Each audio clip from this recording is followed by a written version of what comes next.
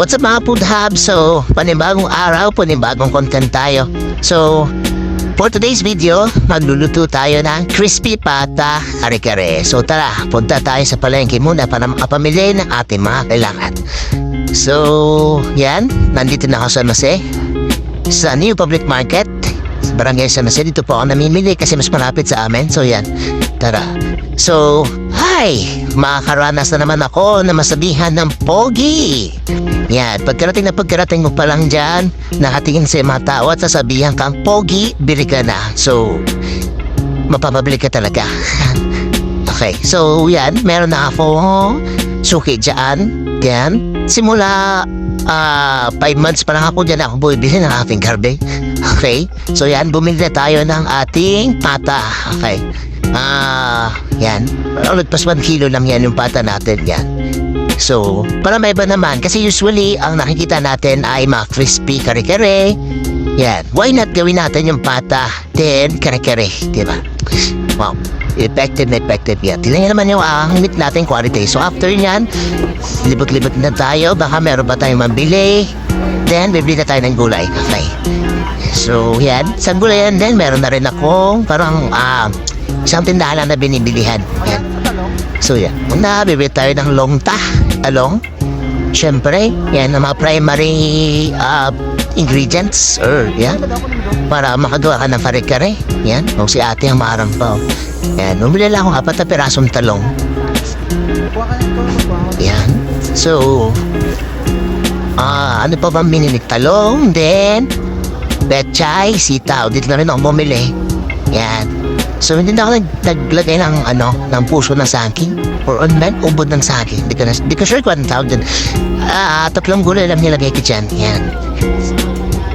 Okay. So, 4 peraso or 5 na yung binili ko dyan. Binili na ako ng white onion. Yan. Wala kasi sila dito peanut butter. So sa iba ako bumili. Yan. Sige. Bumili lang ako dyan. Ang mga kagulayan o pati yung mga paa namin nasasama ko na. Yan, nahiya daw kasi yan. Dito naman na-recognize na tayo dito ni ate. Sabi niya, "Sir, vlogger ka po?" "Opo, vlogger ako eh. Vlogger ako eh." Sabi ko sa kanya. Then joke ko na yan. So bumili na rin tayo ng saging para iwas sa umay or dessert na rin, diba? Hindi po yan ha, mga bulok yan. Yung binili namin yung bayis ayos. Yan. Okay. Wow, ang gulo ng camera. So ayun, pagdating ko sa bahay, hinugasan ko na agad ang ating crispy pata. Ayan, so okay, make sure na mahugasan siya na maayos para matanggal yung mga impurities kapag pinakuluan ko na siya. Okay, so yan. Dito naman, semi-frozen ang ating meat. So, okay lang din kasi naman natin siya lalagayin natin siya. So yan, hugasan na natin kasi nasa loob pa yung mga dugo-dugo na nahulog pa. Nasa loob pa yung mga dugo-dugo niya kasi frozen siya. So yan, then yan. So yan, make sure lang na malinis siya. Okay? Yan. Okay. So hinugasan ko talaga siya na mabuti sa ating running water. Alam niyo na rin, kung nanonood kayo, bakit running water ang kailangan natin panghugas ating mga meat. Okay, yan. Alright, so yan. Okay, after ko hugasan yan, nag-prepare na ako na ating mga kailangan sa paglaga. Yan. So naglagay lang ako dyan ng paminta, onions, and red onions or yung shallots ang ginamit ko dyan. Asin, ano pa ba? Yan. Yan lang yung lagay ko. Then, papakulo natin ng ilang minuto. Okay, siya nga pala, walang pressure cooker. Nasira na yung pressure cooker namin. So, yan. So, after mga 20 minutes to 35 minutes, ayan na po siya. Yan. So, pinusok-tusok siya ng kutsilyo para, yan, mas mabilis siya lumambot. Yan. Kung mapapansin nyo, may dugo-dugo dun sa pinagtusok ako ng kutsilyo kasi nasa may frozen siya kanina. So yan, after kumalaga, i-rest ko muna siya ng 15 to 20 minutes or 15 minutes is enough na. Yan, bago ko siya piprituin. Kailangan mag-rest ng meat. Yan, para hindi siya maano yung juiciness niya. Okay. So yan, habang nag-aantay para sa ating sauce, naghiwa na ako dito ng ating white onion. So yan, do this lang to guys. Do this lang yan. Alam niyo na rin yan. Gagawin lang natin yan mince or kung ano man, dice, kung ano man yung gusto nyong cut. Okay, so yan. Yan. Hiwain ko lang yan dyan. Okay.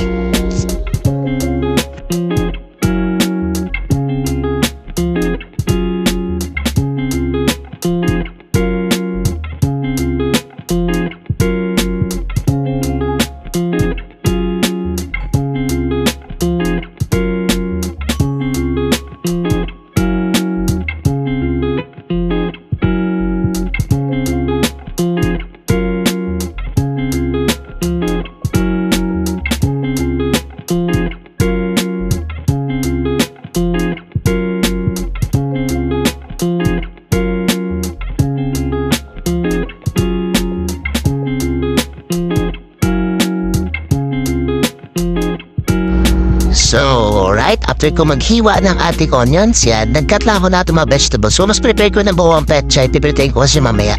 Then, kinat ko na rin ang ating talong, yan. So, hinati ko siya into 3 pieces kasi pipilitin ko siya, then hinati ko sa gitna, yan. Mas better for me na hiwain siya sa gitna, diba? Instead kasi na lulutuin ko siya, ibablanch ko siya kasama yung ibang gulay or isasama ko siya sa paluto ng sauce, mas prepare ko siyang prituhin. Yan. So dyan, mapapansin nyo, bulok itong hinihiwa ko na ito. So yan, diba?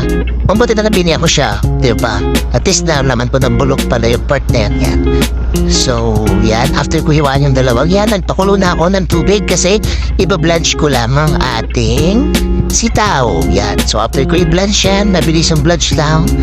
Yan. So, hindi ko na siya piprituhin kasi mas gusto ko yung lunch lang na sitaw. Then kasi, parang inanat ko siya o itatali ko siya for presentation lang din. Yan. So, mga 2 minutes lunch. Yan. Okay na yan. Or 1.5 minutes. Okay na yan. So, yan. Hindi ganun kaganda yung nabili kong sitaw kasi parang luma na rin siya. So, yan. Okay. Masyado na siyang medyo malambot na pala. So yan, blanch ko lang yan siya. After ko siya i-blanch, itatali ko na siya for presentation. Yan. So bahala kayo kung paano nyo siya itali or paano nyo siya i-present dun sa dish or pang garnish yan. Pero sa akin mas prepare ko ganyan. Yan. So tali-tali mo lang ng ganyan. Yan. Okay. Hanggang sa mapiling siya tinan or bahala kung anong gusto mong itali. Gawin sa kanya. Okay, yan. So ilang peraso lang din yung ginamit ko dito na sitaw. Yan. Okay. So yan. Tanggalin ko na yung dulo. Yan. Hanggang sa matali ko lahat. Okay, ganyan lang guys.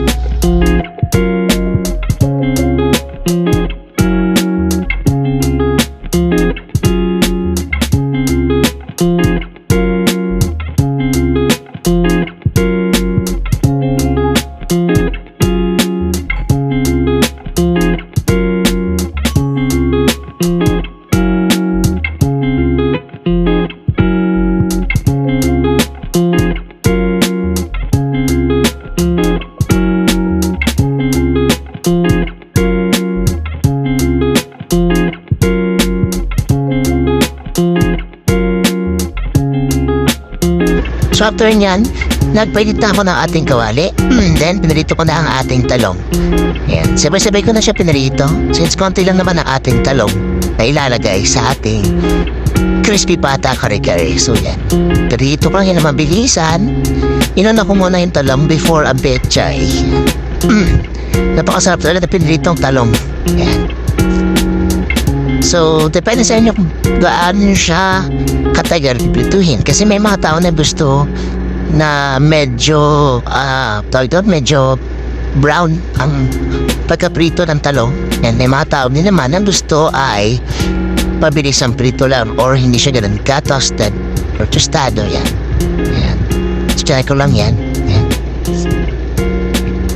So, yan. Pag ganyan yung gulay sa akin, okay na yan. Yan. Pinaliktad ko na, mabilisan lang. Yun. Yan ba ako open yan. So, yan. Ganyan pagka-brown, ay open na sa atin. Yung Okay. So, mga ilang minutes pa para maluto ang kabilang side. So, yeah.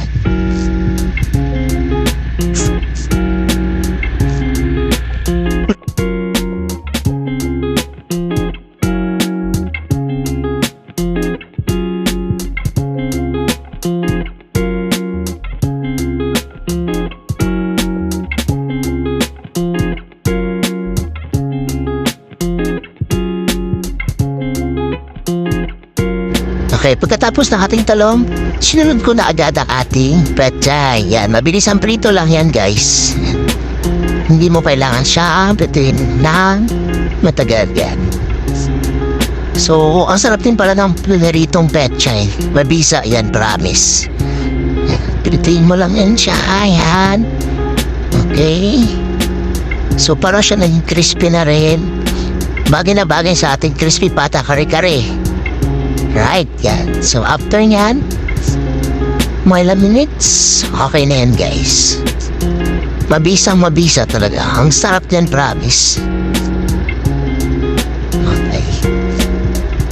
So, yan. Okay na yan siya.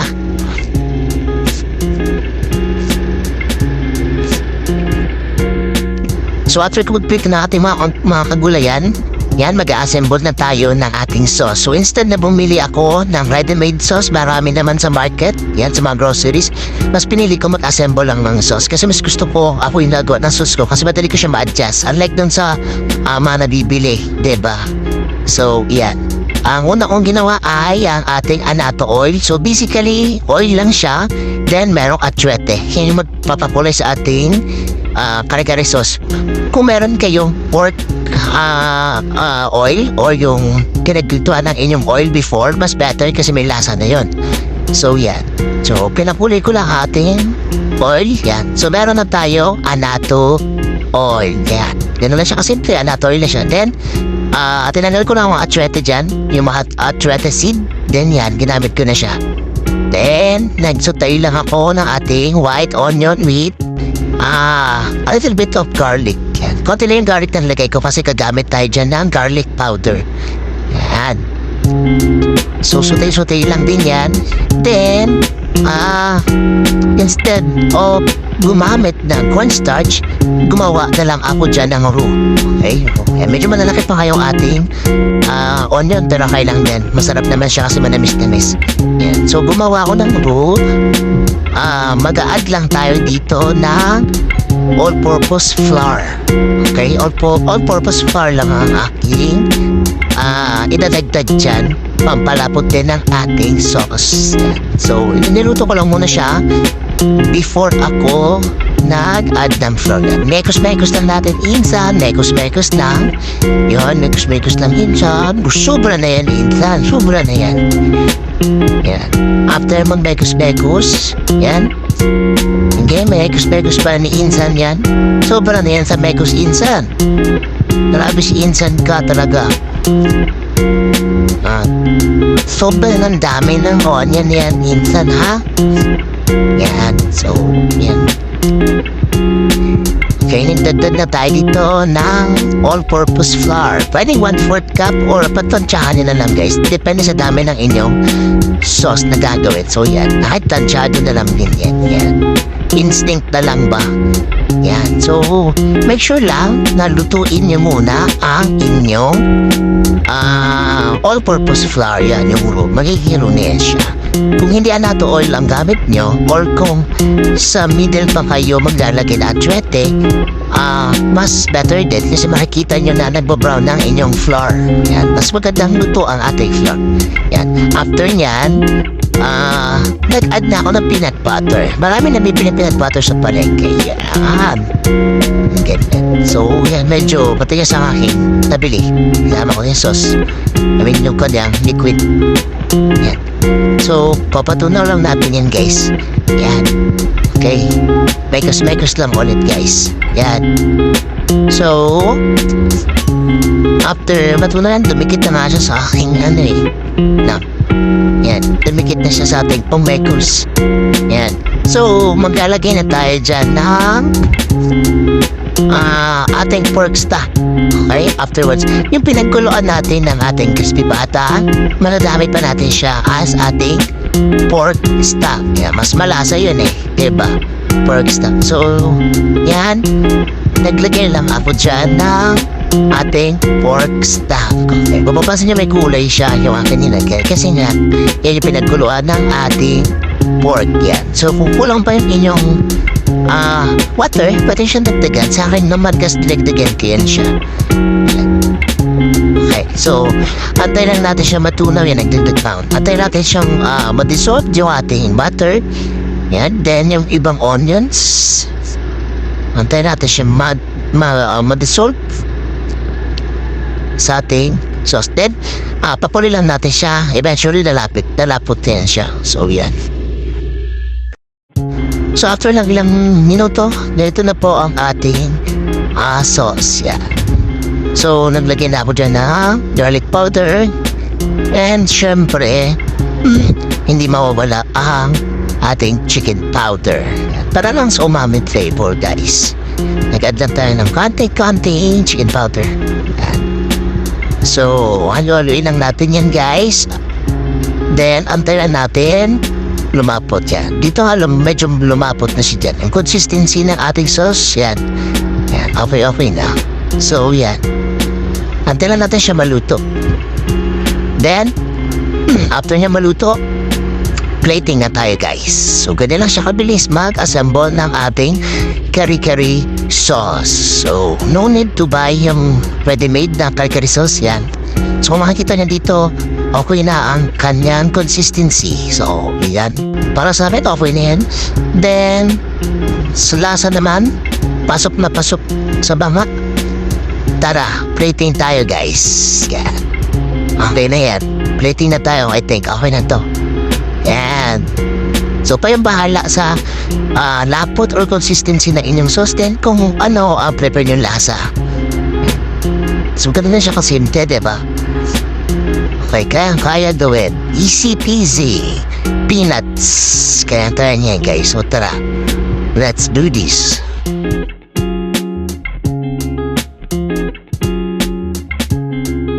At syempre, after nating sauce, kailangan nating lutuin ang bida ng ating dish. Yan, ang pata. So, nagpakulo lang ako din ng mainit na mantika or mantika. Use oil yan. Pinagpituan din ng aming mga pork before.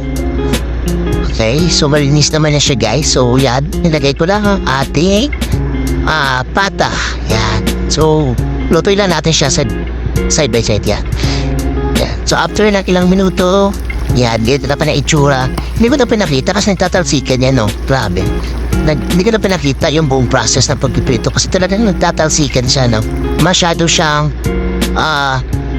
matalsik yan, no? O, napakasakit yan pag natalsikan ka yan. Diba? Yan. So, after nyan, eto na ang ating finished product. Sorry kung medyo messy ang ating presentation. Gutom na kasi talaga. So, thank you for watching.